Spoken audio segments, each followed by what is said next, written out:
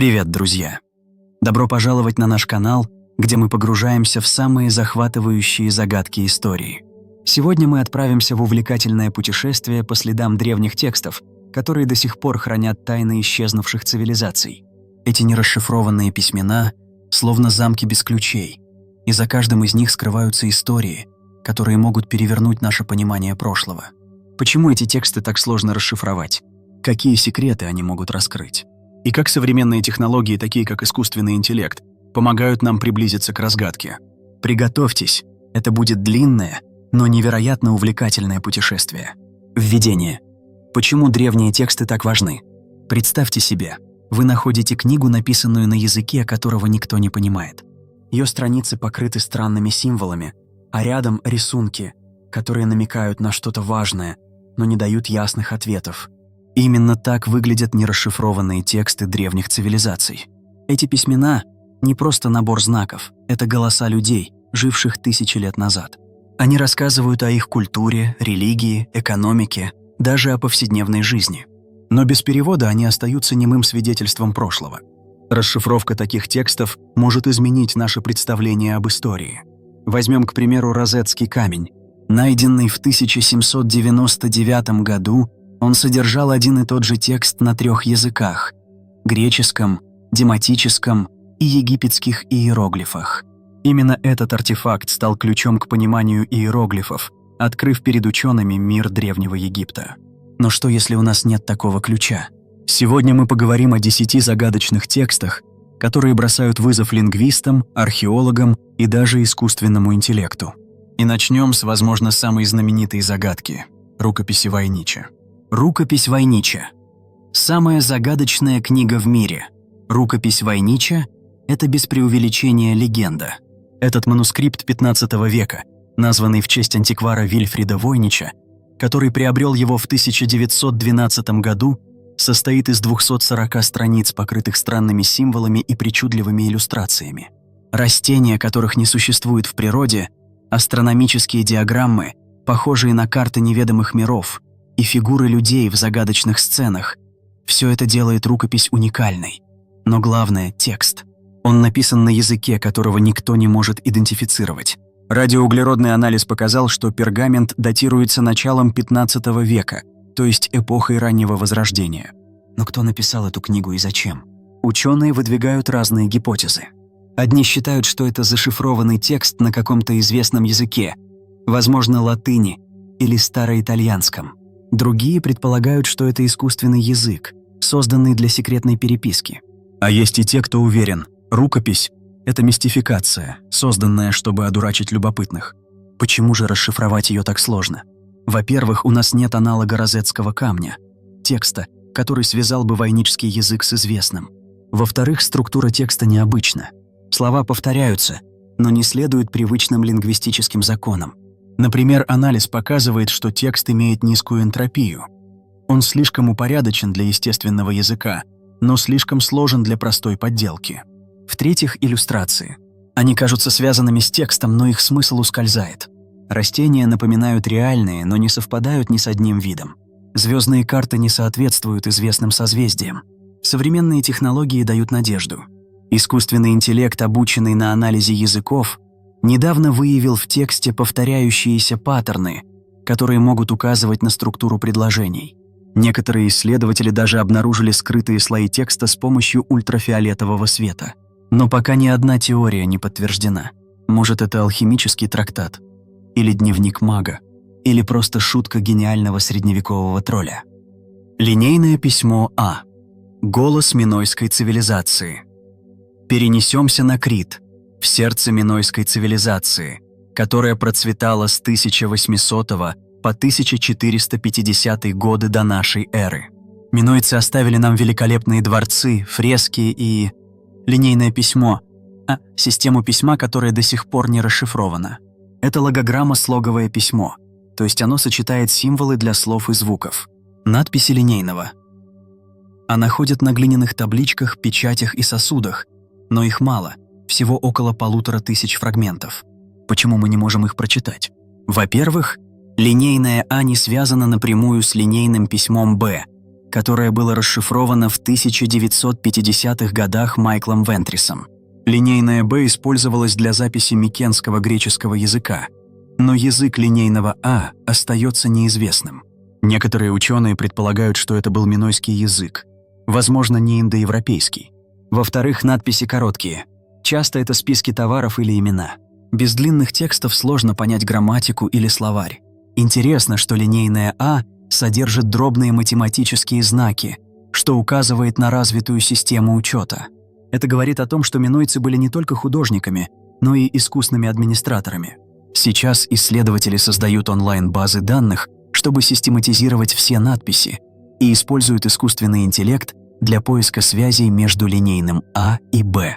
Если мы расшифруем это письмо, мы узнаем о минойской экономике, религии и, возможно, даже об их контактах с другими культурами. Это будет как открыть сундук с сокровищами древнего Крита.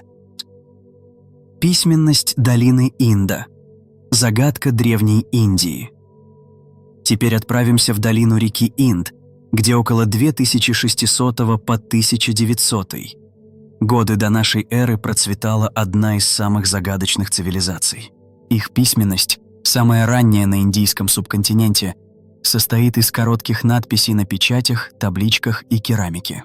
Символы абстрактны, животные, геометрические фигуры, линии. Всего известно около 400 уникальных знаков, что делает эту систему, вероятно, логографической. Главная проблема – язык. Никто не знает, на каком языке говорили жители долины Инда. Некоторые ученые связывают их с дравидийскими языками, которые сегодня распространены в Южной Индии. Другие предполагают протоиндоарийский или даже изолированный язык. Надписи слишком короткие, обычно 5-6 знаков, чтобы понять их структуру. К тому же нет двуязычных текстов, которые могли бы дать подсказку. Интересно, что эта письменность вызывает споры. Является ли она полноценным письмом или протописьмом, то есть набором символов для простых записей? Недавние исследования с использованием искусственного интеллекта показывают, что знаки следуют определенным закономерностям, что говорит в пользу развитой системы. Более того, анализ печатей намекает на их связь с торговлей.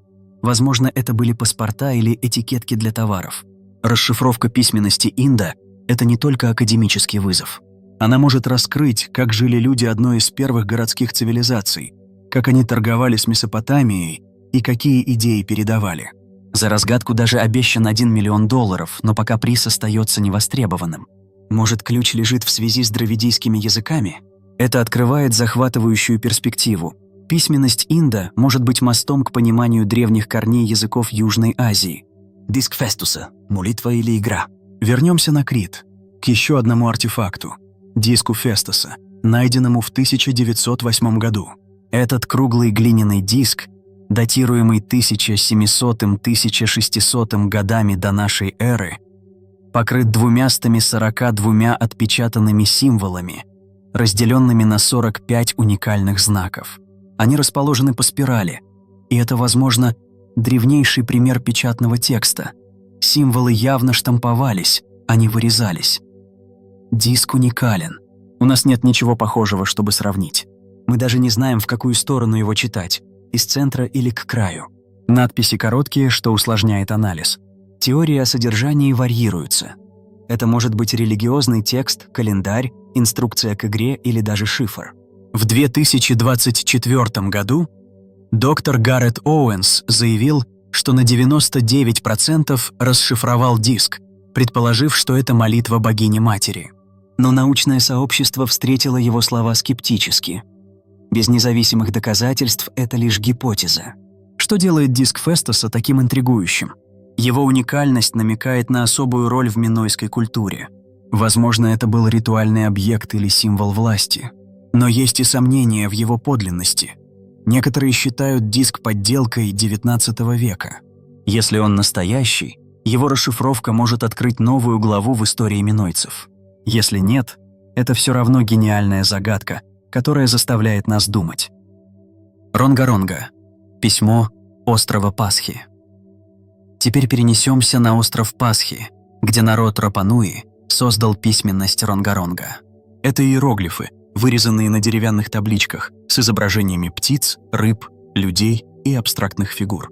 Радиоуглеродный анализ одной из табличек показал, что она создана в 15 веке, задолго до прибытия европейцев в 1722 году.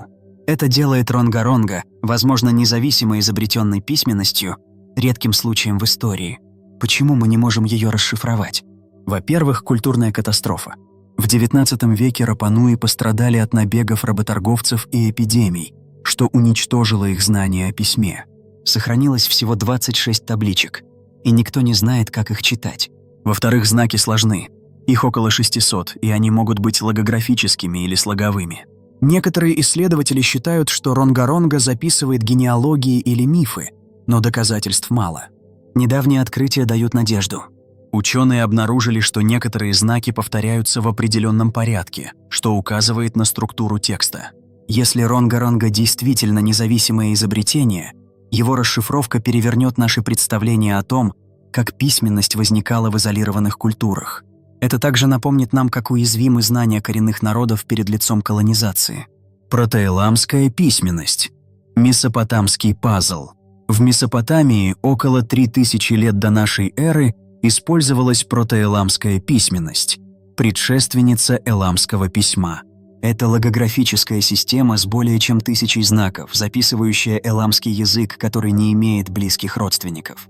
Надписи, найденные на глиняных табличках, часто связаны с учетом товаров, но их абстрактные символы и отсутствие стандартизации делают расшифровку почти невозможной. Интересно, что некоторые ученые предполагают связь эламского с дравидийскими языками, что намекает на древние миграции. В 2020 году появилась гипотеза, что протоэламский текст содержит раннюю форму иранского языка, но она не получила широкой поддержки. Современные методы, такие как трехмерное сканирование и искусственный интеллект, помогают анализировать таблички, но ключ к разгадке все еще не найден.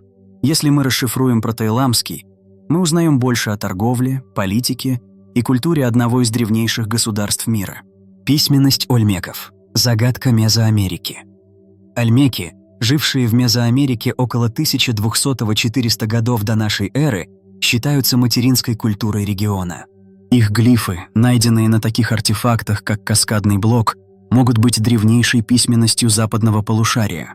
Но споры не утихают, это полноценное письмо или просто символы. Глифы ольмеков редки, и их природа не ясна. Они могут быть логографическими, но без длинных текстов сложно судить. Некоторые ученые видят сходство с более поздними системами, такими как майя, но доказательств мало. Расшифровка ольмеков могла бы рассказать, как зародилась письменность в Мезоамерике и как ольмеки влияли на соседние культуры. Это как найти недостающий кусочек пазла в истории Нового Света. Либер Линтеус. Книга этрусков. Либер Линтеус. Уникальная льняная книга III века до нашей эры, найденная в Египте как обертка для мумии. Это текст этрусков, загадочного народа Италии.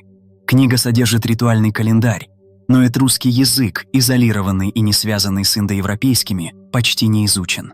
Мы знаем отдельные слова, но полный перевод невозможен. Этруски были мастерами металлургии и искусства, но их письменное наследие скудно. Либер Линтеус – это редкий шанс заглянуть в их мир. Если мы расшифруем книгу, мы узнаем о их религии, обрядах и, возможно, об их происхождении. Это как открыть дневник давно забытого народа. Критские иероглифы и кипро-минойское письмо. Критские иероглифы 18-17 века до нашей эры. Еще одна загадка минойской культуры. Эти пиктограммы, найденные на печатях и табличках, могут быть связаны с ближневосточными системами письма. Их мало, и они, возможно, имели декоративную функцию, что усложняет анализ. Ученые сравнивают их с линейным А, но пока безуспешно. Кипро-минойское письмо 1550-1050 годы до нашей эры использовалось на Кипре и связано с минойской культурой. Это слоговое письмо, но надписей мало, и их язык неизвестен. Кипр был важным торговым узлом, и расшифровка этого письма могла бы рассказать о культурных связях Бронзового века. Почему эти тексты так трудно расшифровать? Все эти письмена объединяет одно – отсутствие контекста. У нас нет двуязычных текстов, длинных надписей или ясного понимания языков. Культурные катастрофы, такие как колонизация или войны, уничтожили знания, которые могли бы стать ключом. К тому же многие системы письма уникальны, без аналогов. Но есть и надежда. Современные технологии, искусственный интеллект, машинное обучение, трехмерное сканирование позволяют находить закономерности там, где человеческий глаз бессилен. Онлайн-базы данных объединяют ученых по всему миру. И, возможно, однажды мы найдем новый розетский камень, текст, который откроет нам эти тайны. Что будет, если мы расшифруем эти тексты? Представьте, что мы наконец-то читаем рукопись Войнича и узнаем, что это трактат о забытом знании Возрождения. Или расшифровываем линейное «А» и открываем историю минойской торговли. Или понимаем Ронгоранга и слышим голоса Рапануи, рассказывающие их мифы. Каждый из этих текстов — это окно в прошлое, которое может изменить наше представление о человеческой истории. Эти письмена напоминают нам, как хрупко наше наследие. Они учат нас ценить языки и культуры, которые еще существуют, и беречь их. И, возможно, они говорят нам, что некоторые тайны стоит разгадывать не ради ответа, а ради самого поиска. Заключение — приглашение к размышлению. Мы прошли через 10 нерасшифрованных текстов, от рукописи Войнича до критских иероглифов. Каждый из них — это загадка, вызов и напоминание о том, как много мы еще не знаем о нашем прошлом. Эти письмена — не просто символы на глине или пергаменте. Это голоса людей, которые любили, торговали, молились и мечтали так же, как мы. Что вы думаете? Какой из этих текстов кажется вам самым интригующим? Верите ли вы, что искусственный интеллект поможет нам разгадать их? Пишите в комментариях, делитесь своими мыслями. Если вам понравилось это путешествие в мир древних загадок, ставьте лайк, подписывайтесь на канал и жмите на колокольчик, чтобы не пропустить новые видео. А я желаю вам вдохновения и новых открытий. До встречи в следующем видео.